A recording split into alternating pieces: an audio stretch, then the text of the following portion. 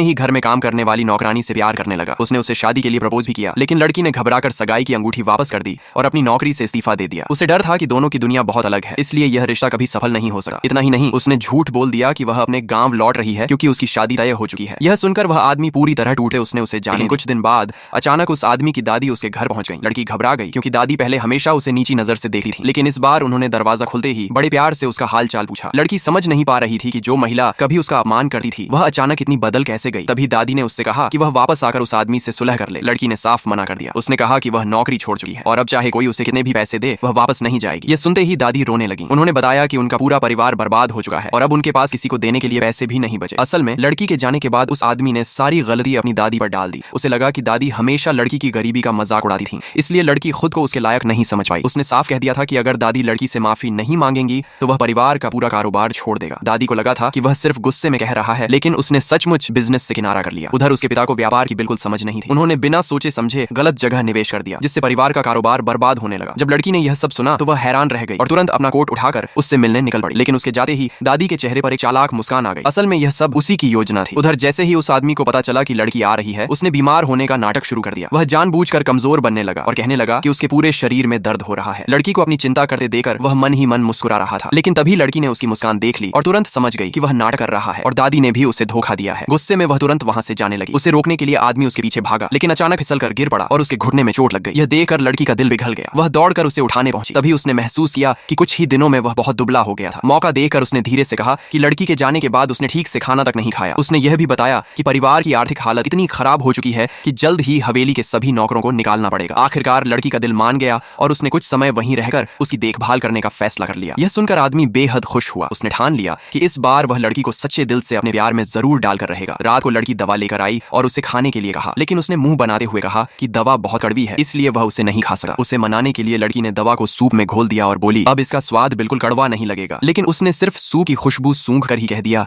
कि इसमें अभी भी कड़वाहट है। लड़की को उसकी बात पर विश्वास नहीं हुआ। उसने खुद एक घूंट पिया, लेकिन सचमुच सूप बहुत कड़वा निकला। अब वह परेशान होकर बोली, फिर बताओ तुम्हें दवा कैसे खिलाऊं? आदमी शर्माते हुए मुस्कुराया और बोला, अगर तुम अपने मुंह से मुझे दवा पिलाओगी तो मैं बिना मना किए पी लूंगा। उसकी हैरानी का ठिकाना नहीं रहा जब लड़की ने सचमुच सूप का एक घूंट लिया और अपने मुंह से उसे दवा पिला दी।